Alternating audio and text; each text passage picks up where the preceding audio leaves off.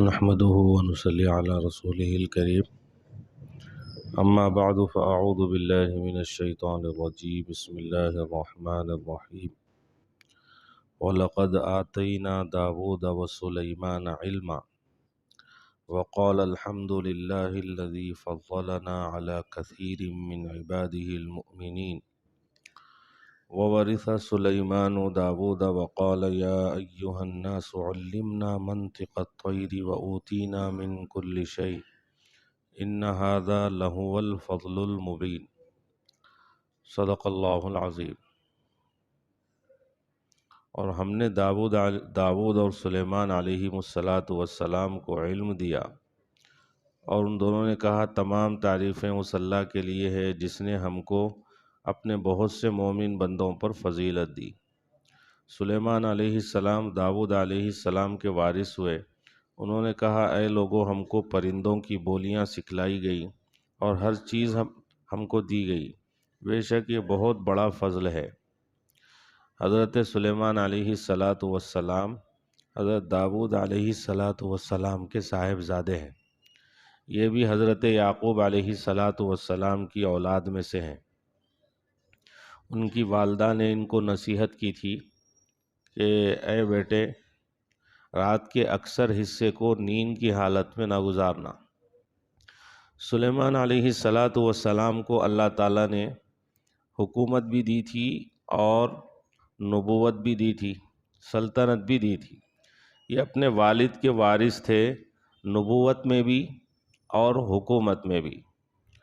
نبوت اور حکومت دونوں میں حضرت سلیمان علیہ السلام اپنے والد کے وارث تھے اور جانشین تھے، اور ان کو بھی پرندوں کی بولیاں سکھلائی گئی تھی۔ پرندوں کی بولیاں یہ ایک ان کا خاص معجزہ تھا سلیمان علیہ السلام کا۔ عام طور پہ جو پالتو جانور ہوتے ہیں، ان جانوروں کو پالنے والا ان کی آوازوں کو سمجھتا ہے اپنے تجربے سے۔ یہ پرندوں کی بولیاں جو سکھائی گئی تھی حضرت سلیمان علیہ السلام کو، یہ ایسی نہیں تھی جیسے کہ پالتو جانوروں کی بولیوں کو، ان کی آوازوں کو ہم سمجھتے ہیں تجربے سے، اندازے سے، تخمینے سے، کہ بھئی جانور آواز نکال رہا ہے تو وہ شوق میں نکال رہا ہے یا خوف میں نکال رہا ہے، گھبراہٹ میں کیسی آواز نکالتا ہے، خوشی میں کیسی آواز نکالتا ہے، اور اپنے مالک کو دیکھ کے کیسی آواز نکالتا ہے، یہ پالنے والا محسوس کر لیتا ہے اور سمجھ جاتا ہے اپنے تجربے سے اور اندازے سے۔ لیکن سلیمان علیہ السلام کو جو پرندوں کی بولیاں سکھلائی گئی تھیں وہ ایسی نہیں تھی، وہ ایک خاص معجزہ تھا۔ جیسے ہم انسانوں کی بولیوں کو سمجھتے ہیں، بات چیت کرتے ہیں، سلیمان علیہ السلام پرندوں کی بولیوں کو سمجھتے تھے اور ان سے وہ بات چیت بھی کرتے تھے۔ تو یہ ان کا خاص معجزہ تھا حضرت سلیمان علیہ السلام کا۔ اس کا واقعہ یہاں پہ بیان کیا گیا ہے۔ ایک واقعہ یہ بھی بیان کیا جاتا ہے کہ حضرت سلیمان علیہ السلام قحط سالی ہو گئی تھی، بارش نازل نہیں ہو رہی تھی، تو اپنی ایک جماعت کو لے کے نماز استسقاء پڑھنے کے لیے چلے کہ بھئی استسقاء کی نماز پڑھیں گے، اللہ سے دعا کریں گے تو بارش نازل ہوگی۔ لیکن راستے میں انہوں نے دیکھا کہ ایک چونٹی ہے، اپنے سامنے کے دونوں پیروں کو کھڑا کر کے وہ اللہ سے دعا مانگ رہی ہے، اور وہ یہ کہہ رہی ہے کہ اے خدایا، ہم بھی تیرے محتاج، ہم بھی تیری مخلوق ہیں، تیرے فضل اور کرم کے ہم بھی محتاج ہیں، ہم بھی تیری مخلوق ہیں، تیرے فضل و کرم کے ہم بھی محتاج ہیں، بارش نازل نہ کر کے ہم کو ہلاک نہ کر، بارش نازل فرما۔ یہ چونٹی دعا کر رہی تھی۔ حضرت سلیمان علیہ السلام نے سن لیا اور اپنے ساتھیوں سے کہا کہ اس چونٹی نے اپنا کام کر دیا، اب بارش ضرور نازل ہوگی، اب ہم کو نماز پڑھنے کی ضرورت نہیں، چلو واپس چلتے ہیں، کہ اس چونٹی نے ہمارا کام تمام کر دیا، اب بارش ضرور نازل ہوگی۔ تو اس کی جو بولی تھی حضرت سلیمان علیہ السلام نے سمجھ لی۔ اسی طرح یہاں پہ جو واقعہ بیان کیا جا رہا ہے، حضرت سلیمان علیہ السلام اپنے لشکر کے ساتھ میں گزر رہے تھے، ایک چونٹیوں کی وادیوں پر پہنچے حضرت سلیمان علیہ السلام، حتی اذا اتوا علی وادی النمل، چونٹیوں کی وادی تھی، چونٹیاں ہی چونٹیاں تھیں وہاں پہ۔ تو ایک چونٹیوں کے ایک سردار نے چونٹیوں سے کہا یا ایھا النمل ادخلوا مساکنکم لا یحطمنکم سلیمان وجنودہ وہم لا یشعرون، اے چونٹیوں اپنے گھروں میں داخل ہو جاؤ، کہیں ایسا نہ ہو کہ بے شعوری میں سلیمان اور اس کا لشکر تم کو رون دے اور کھندل دے، اپنے اپنے گھروں میں داخل ہو جاؤ۔ تو حضرت سلیمان علیہ السلام نے اس کی بات سنی تو مسکرانے لگے اور کہنے لگے اے میرے پروردگار اوزعنی ان اشکر نعمتک التی انعمت علی وعلی والدی، مجھے توفیق دیجیے اس بات کی کہ میں آپ کی اس نعمت پر شکریہ ادا کروں جو آپ نے میرے اوپر اور میرے والدین پر کیا ہے، اور اس بات کی بھی توفیق دیجیے کہ میں ایسے نیک اعمال کروں جس کو آپ پسند کریں، اور اپنی رحمت سے مجھے اپنے نیک بندوں میں شامل کر لیجیے۔ تو حضرت سلیمان علیہ السلام کو پرندوں کی بولیاں اللہ رب العزت نے سکھلائی تھی، پرندوں سے بات کرتے تھے، ان کی بات کو سمجھتے تھے۔ یہ دو واقعین سے اندازہ لگایا جا سکتا ہے کہ ان کو اللہ رب العزت نے پرندوں کی جو بولیاں سکھلائی تھی وہ ایسے جیسے کہ ہم انسانوں کی بولیوں کو سمجھتے ہیں، ان سے بات چیت کرتے ہیں، ایسے ہی سلیمان علیہ السلام پرندوں سے بات چیت کرتے تھے، ان سے گفتگو کرتے تھے، تو ان کی بولیوں کو، ان کی گفتگو کو سمجھتے بھی تھے۔ اس کے علاوہ حضرت سلیمان علیہ السلام کی جو حکومت تھی صرف انسانوں پہ نہیں تھی، انسانوں پہ، جنات پہ، چرند اور پرند پہ۔ بہت سے جنات ایسے ہوتے تھے ان کے دربار میں سب بستہ اپنے سر کو جھکائے ہوئے کھڑے ہوتے تھے، اور ان کا جو حکم ہوتا تھا اس حکم کے مطابق عمل کرتے تھے، اور اس کے ساتھ ساتھ ان کی جو حکومت تھی انسانوں اور جنات اور چرند پرند کے علاوہ ہواؤں کے اوپر بھی ان کی حکومت تھی۔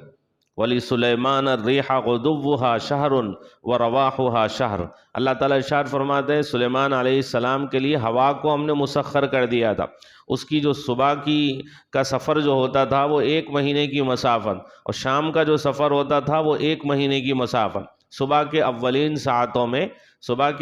ساعتوں میں 1 مہینے کی مسافت طے کر لیتے تھے، شام کے آخری حصوں میں 1 مہینے کی مسافت طے کر لیتے تھے۔ ان کا تخت تھا تخت سلیمانی، اس پہ وہ جلوہ افروز ہو جاتے، اس پہ بیٹھ جاتے اور ہوا کو حکم دیتے، ہوا ان کو جہاں لے جانا ہوتا ان کو لے کر جاتی تھی۔ یہ حضرت سلیمان علیہ السلام کا معجزہ تھا، یہ ان کی حکومت تھی ایسی عجیب و غریب۔ وَأَصَلْنَا لَهُ عَيْنَ الْقِطْرِ، تانبے کے چشموں کو ہم نے ان کے لیے بہا دیا تھا۔ زمین کے وہ حصے جن حصوں میں تانبا پانی کی طرح بہہ رہا تھا، اللہ تعالیٰ نے حضرت سلیمان علیہ السلام کو اس پہ مطلع کر دیا تھا کہ زمین میں وہ حصے جن حصوں میں تانبا پانی کی طرح بہہ رہا ہے، حضرت سلیمان علیہ السلام کو اللہ تعالیٰ نے اس پہ مطلع کر دیا تھا۔ تو وَأَصَلْنَا لَهُ عَيْنَ الْقِطْرِ، تانبے کے چشموں کو ہم نے ان کے لیے بہا دیا ہے۔ اور ان کی جو حکومت تھی وہ چونکہ جنات پر بھی حکومت تھی، تو وَمِنَ الْجِنِّ مَن يَعْمَلُ بَيْنَ يَدَيْهِ، جنات ان کے سامنے کام کرتے تھے اپنے رب کے حکم سے۔ وَمَن يَزِغْ مِنْهُمْ عَنْ أَمْرِنَا نُذِقْهُ مِنْ عَذَابِ السَّعِيرِ، اور جو ان جنات میں سے جو ہمارے حکم سے سرتابی کرتا ہم اس کو بھڑکتی ہوئی آگ کا مزہ چکھاتے، بھڑکتی ہوئی آگ کے عذاب کا مزہ چکھاتے تھے۔ تو جنات آپ کے حکم سے آپ کے سامنے کام کرتے تھے۔ حضرت سلیمان علیہ السلام نے ان سے کام لیا، بیت المقدس کی تعمیر فرمائی، مسجد اقصیٰ کی تعمیر فرمائی، اور مختلف جگہوں سے قیمتی پتھر اور اونچے بڑے قیمتی پتھر اور خوبصورت پتھر حضرت سلیمان علیہ السلام نے جنات سے منگائے، قیمتی اور خوبصورت پتھر اور بڑے پتھر وہ اٹھا کے لے کے آتے تھے، اور اس کے ذریعے سے انہوں نے بیت المقدس کی تعمیر کروائی اور مسجد اقصیٰ کی تعمیر کروائی۔ اس کی تعمیر دیکھی جائے، اس کی عمارت دیکھی جائے تو اندازہ ہوگا کہ اتنے بڑے پتھر اس زمانے میں، جس زمانے میں کرین نہیں تھے، اور اس زمانے میں جس زمانے میں ایسے کوئی نئی مشینیں نہیں تھی، تو اس کو کیسے اونچائی پہ پہنچایا گیا ہوگا اور اس کو کیسے بٹھایا گیا ہوگا، یہ جنات کے ذریعے سے حضرت سلیمان علیہ السلام نے کام لیا۔ مسجد اقصیٰ کی تعمیر کروائی، بیت المقدس کی تعمیر کروائی، اور یہ جو تانبا تھا اس کے چشمے اللہ رب العزت نے ان کے لیے بہا دیے تھے، تو دو پتھروں کو جوڑنے کے لیے جیسے ہم گارے کا استعمال کرتے ہیں، سیمنٹ ریتی کا استعمال کرتے ہیں، انہوں نے تانبے کا استعمال کیا اور تانبے کے ذریعے سے اس طرح سے جو ہے عمارتیں انہوں نے بنوائی۔ تو جنات ان کے حکم سے کام کرتے تھے۔ یعملون لہ ما یشاء من محاریب وتماثیل وجفان کالجواب وقدور الراسیات، اور یہ جو جنات تھے ان کے لیے بناتے تھے وہ چیزیں جو حضرت سلیمان علیہ السلام چاہتے تھے، بڑی بڑی عمارتیں بناتے تھے، وہ تماثیل اور مجسمے بناتے تھے، وہ جفان کالجواب، اور حوض کے مانند بڑے بڑے لگن بناتے تھے، حوضوں کے مانند، وقدور الراسیات، اور اپنی جگہ جمے رہنے والی نہ ہلنے والی بڑی بڑی لگنیں بناتے تھے۔ یہ سارے کام کرتے تھے جنات حضرت سلیمان علیہ السلام کے حکم سے۔ اعملوا آل داود شکرا، اللہ تعالیٰ نے ان سے کہا تھا کہ اے داود کے گھرانے والو شکریہ میں نیک عمل کرو، وقلیل من عبادی الشکور، میرے بندوں میں میرے شکر گزار بندے کم ہیں۔ بندے کو نعمت ملے تو بندے کو چاہیے کہ اس نعمت پر اللہ کا شکریہ ادا کرے۔ تو یہ حضرت سلیمان علیہ السلام کا مختصر مختلف جگہوں پہ اللہ رب العزت نے تذکرہ فرمایا۔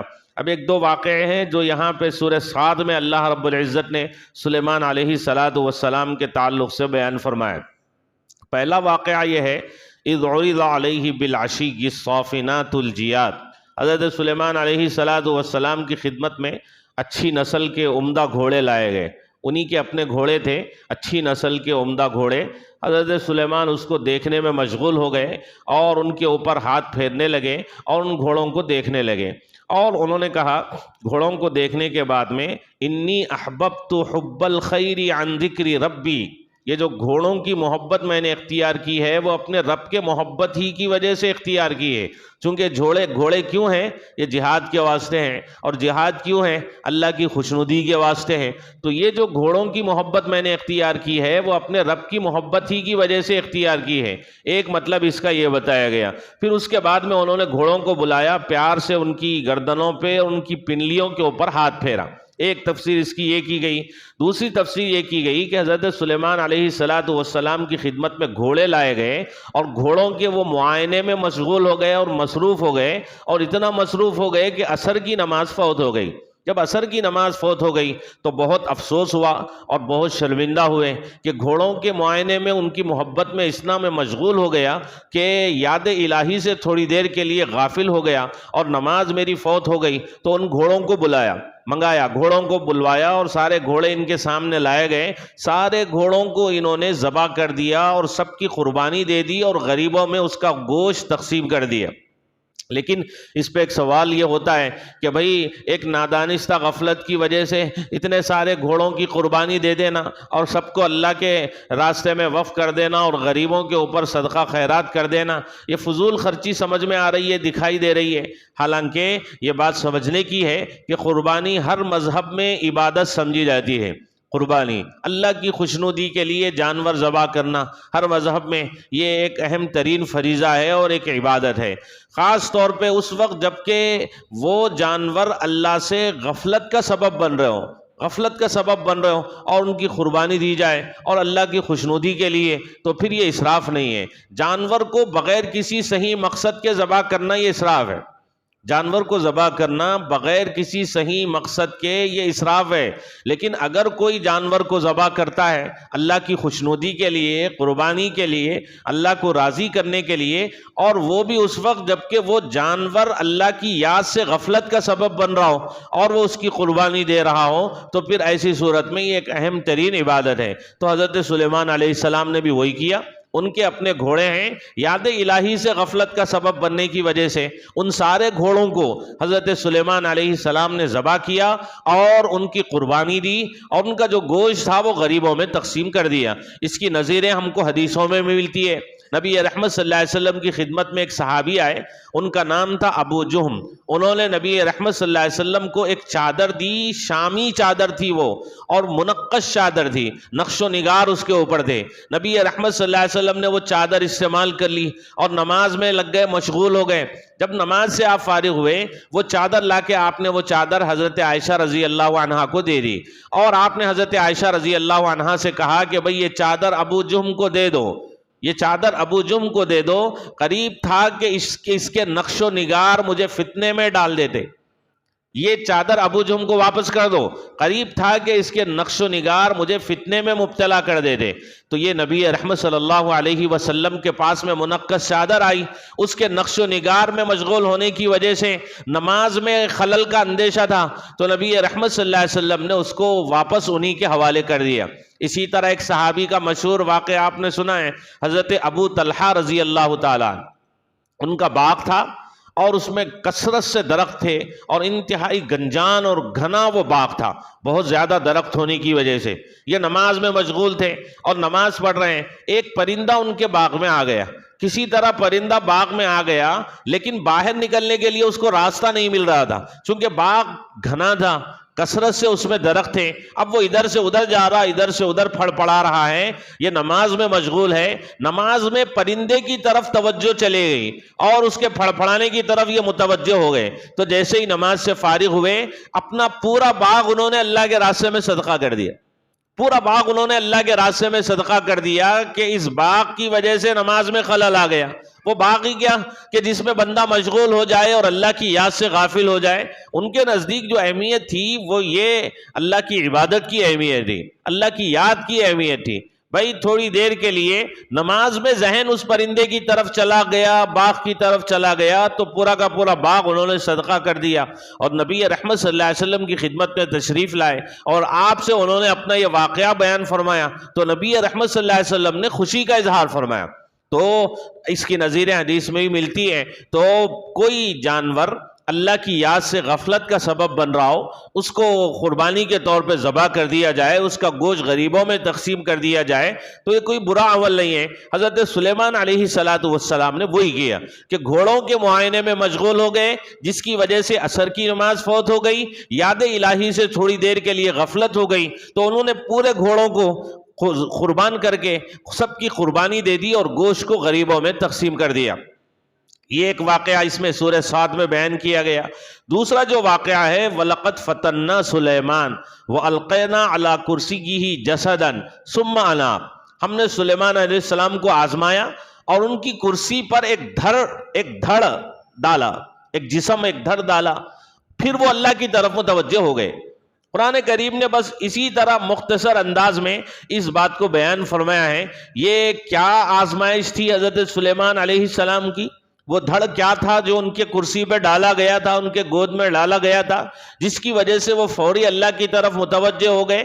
یہ قرآن کریم بیان نہیں کرتا.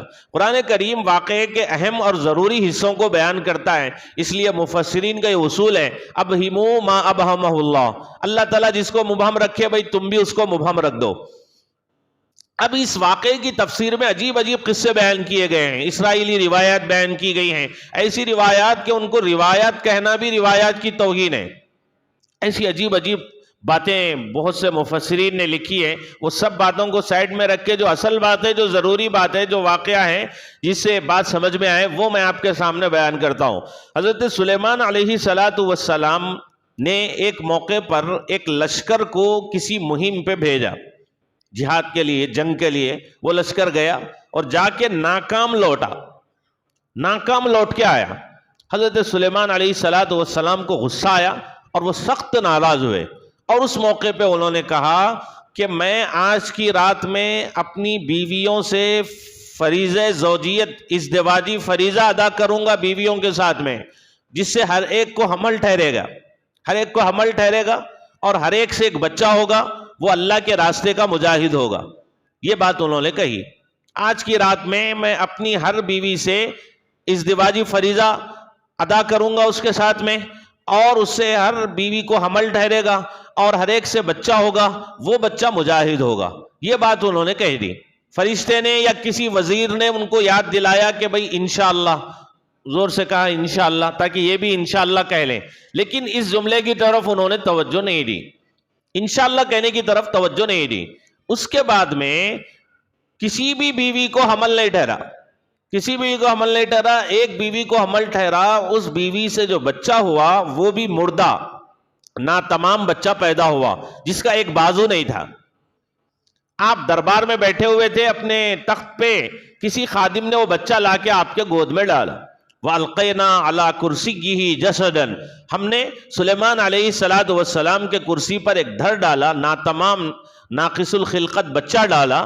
پھر حضرت سلیمان علیہ السلام اللہ کی طرف متوجہ ہوئے، تو جیسے ہی یہ واقعہ پیش آیا تو حضرت سلیمان علیہ السلام کو فوری تنبہ ہوا کہ مجھے انشاءاللہ کہہ لینا چاہیے تھا، میں نے انشاءاللہ نہیں کہا، جس کی وجہ سے کسی بھی بیوی کو حمل نہیں ٹھہرا، اور جس بیوی کو حمل ٹھہرا اس سے جو بچہ ہوا وہ بچہ بھی ناتمام پیدا ہوا، مردہ پیدا ہوا، اس کا ایک بازو نہیں ہے، اس کا ایک بازو ہی نہیں ہے۔ تو یہ حضرت سلیمان علیہ السلام کو تنبہ ہوا، پھر حضرت سلیمان علیہ السلام فوری متوجہ ہوئے۔ یہ اللہ کے نیک بندوں کی علامت ہوتی ہے کہ اپنی کسی لغزش پر فوری تنبہ ہو جائے، متنبہ ہو جائیں، اور فوری وہ اللہ کی طرف رجوع کریں اور اللہ کی طرف متوجہ ہو جائیں۔ یہ انسان کی خوبی ہے، حضرت آدم علیہ السلام نے بھی یہی کیا، اور نبی رحمت صلی اللہ علیہ وسلم کی تعلیمات بھی یہی ہے کہ بندے سے لغزش ہو جائے، فوری بندے کو چاہیے کہ وہ اللہ کی طرف متوجہ ہو جائے۔ اب حضرت سلیمان علیہ السلام نے دعا مانگی، رب اغفر لی، اے میرے پروردگار مجھے بخش دے، وہب لی ملکن، اور مجھے ایسی سلطنت دے کہ میرے بعد کسی کو ایسی سلطنت نہ ملے، ایسی سلطنت دے کہ میرے بعد کسی کو ایسی سلطنت نہ ملے، انکا انت الوہاب، تو خوب بخشنے والا اور دینے والا ہے۔ ایسی عجیب انہوں نے دعا مانگی تو اللہ تعالیٰ نے ان کو جو حکومت دی، انسانوں پہ، جنات پہ، چرند پہ، پرند پہ اور ہواؤں پہ اللہ رب العزت نے ان کو حکومت دی۔ حدیثوں میں آتا ہے کہ نبی رحمت صلی اللہ علیہ وسلم نے ایک صبح صحابہ کرام کو جمع کیا اور صحابہ کرام سے کہا کہ بھئی رات میں نماز پڑھ رہا تھا، ایک سرکش جن آ گیا اور نماز میں میرے خلل ڈالنے لگا، تو اللہ رب العزت نے مجھے اس کے اوپر قابو دے دیا، میں نے اس کو پکڑ لیا اور میں نے چاہا کہ اس کو ستون سے باندھ دوں تاکہ صبح سب کو دکھاؤں، لیکن فوری مجھے اپنے بھائی سلیمان کی دعا یاد آ گئی کہ انہوں نے دعا کی کہ وَهَبْ لِي مُلْكًا لَا يَنبَغِي لِأَحَدٍ مِّن بَعْدِي، کہ اللہ مجھے ایسی سلطنت دے کہ میری بعد ایسی سلطنت میرے بعد کسی کو نہ ملے۔ تو مجھے اپنے بھائی سلیمان کی دعا یاد آ گئی، تو میں نے اس کو ذلیل کر کے اس سرکش جن کو چھوڑ دیا، ذلیل کر کے میں نے اس کو چھوڑ دیا۔ تو یہ حضرت سلیمان علیہ السلام کی سلطنت تھی۔ اللہ رب العزت نے ان کو یہ حکم دیا، ھذا عطاؤنا، یہ ہمارا عطیہ ہے، فمنن او امسک بغیر حساب، آپ جتنا اس میں سے خرچ کرنا ہے خرچ کیجئے، لوگوں پہ احسان کیجئے، یا پھر اپنے پاس روکے رکھنا ہے تو روکے رکھیے، آپ سے اس کا کوئی حساب نہیں لیا جائے گا۔ تو ایسی عظیم سلطنت حضرت سلیمان علیہ السلام کی، اللہ رب العزت نے ان کو ایسے ایسے معجزے دیے، اس کے باوجود بھی انہوں نے اللہ کی یاد میں وقت بتایا اور اللہ کی عبادت میں زندگی گزاری، اور اس کے بعد بھی ان کی زندگی کے کچھ اہم حصے ہیں جو باقی رہ گئے ہیں، بعد میں آپ حضرات کے سامنے رکھنے کی کوشش کی جائے گی۔ اللہ سے دعا ہے جو کچھ کہا گیا ہے اللہ تعالی ہم سبوں کو اس پر عمل کی توفیق نصیب فرمائے، آمین۔ الحمدللہ رب العالمین، اللہم صلی علی سیدنا مولانا محمد وبارک وسلم۔ ربنا آتنا فی الدنیا حسنہ وفی الآخرۃ حسنۃ وقنا عذاب النار۔ اللہم انت السلام ومنک السلام، تبارکت یا ذا الجلال والاکرام۔ اللہم اعطنا سعادت الدارین وحسن الخاتمہ۔ ربنا توفنا مسلمین والحقنا بالصالحین۔ اللہم انت السلام ومنک السلام، تبارکت یا ذا الجلال والاکرام۔ اے اللہ، ہم گنہگار، خطا کار، قصوروار بندے، بے شمار گناہ ہم نے کیے ہیں، نافرمانیاں ہم سے بہت سرزد ہوئی ہیں، آپ کی ہم نے بہت نافرمانی کی ہے۔ اے اللہ، ہم اپنے گناہوں پہ نادم ہیں، شرمندہ ہیں، پشیماں ہیں، آئندہ نہ کرنے کا اے اللہ پختہ ارادہ کرتے ہیں۔ اے اللہ، ہم سب کی ساری لغزشوں کو معاف فرما دے۔ غفلت میں زندگی گزار کے آئے ہیں، اے اللہ زندگی کے قیمتی لمحات کو برباد کر کے آپ کی بارگاہ میں آئے ہیں، ہم اپنے گناہوں پہ نادم ہیں، شرمندہ ہیں، پشیماں ہیں۔ اے اللہ، بڑی غفلت ہم سے ہوئی، بہت نافرمانی ہم سے ہوئی، اے اللہ ہم نے بڑی نافرمانیاں کی، رمضان کے مبارک مہینے کی بھی اے اللہ زندگیوں میں کتنے رمضان آئے اور کیسی کیسی ناقدریاں ہم سے ہوئی، ہماری لغزشوں کو معاف فرما دیجئے، گناہوں کو معاف فرما دیجئے، خطاؤں سے درگزر فرما دیجئے۔ اے اللہ جتنے لوگ یہاں بیٹھے ہوئے ہیں، جس کی جو جائز تمنائیں ہیں، محض اپنے کرم سے فضل سے پوری فرما دیجئے۔ رمضان کے اے اللہ جو لمحات باقی رہ گئے ہیں، دیکھتے دیکھتے تقریباً آدھا رمضان گزر گیا، باقی جو رہ گیا ہے اللہ اس کی صحیح معنی میں قدردانی کی توفیق دیجئے۔ تراویح کا، روزوں کا اہتمام کرنے، عبادتوں کا، ذکر و اذکار کا اہتمام کرنے کی توفیق دے دیجئے۔ اے اللہ جس کے جو مسائل ہیں محض اپنے کرم سے فضل سے حل فرما۔ بہت سے لوگوں نے اللہ دعاؤں کے لیے کہا ہے، بہت سے بیمار ہیں، کوئی ڈائلسس کے مریض ہیں، اللہ کسی کے گردے خراب ہو گئے ہیں، اے اللہ بہت ہی بالکل وہ مایوس اپنی زندگی سے ہیں، اے اللہ ہمارے سارے بیماروں کو صحت کاملہ عاجلہ دائمہ مستمرہ عطا فرما۔ جن جن لوگوں نے اللہ دعاؤں کے لیے کہا ہے یا جو کہنا چاہتے تھے نہیں کہہ سکے یا جن کے ہم پر حق ہیں اللہ ان سب کے جائز مقاصد کو محض اپنے کرم سے فضل سے پورا فرما دے۔ سارے بیماروں کو صحت کاملہ عاجلہ دائمہ مستمرہ عطا فرما دے۔ جو مقروض ہیں ان کی قرض کی ادائیگی کی غیب سے صورتیں فرما۔ جو بے روزگار ہیں انہیں حلال روزگار نصیب فرما۔ جو روزگار سے لگے ہوئے ہیں ان کے روزگار میں برکت نصیب فرما۔ جو بے اولاد ہیں انہیں نیک صحت مند اولاد نصیب فرما۔ جو صاحب اولاد ہیں ان کی اولاد کو ان کی آنکھوں کی ٹھنڈک بنا۔ اے اللہ جن کے گھر میں لڑکیاں بن بیاہی بیٹھی ہوئی ہیں ان کے لیے مناسب رشتوں اور جوڑوں کا بندوبست فرما۔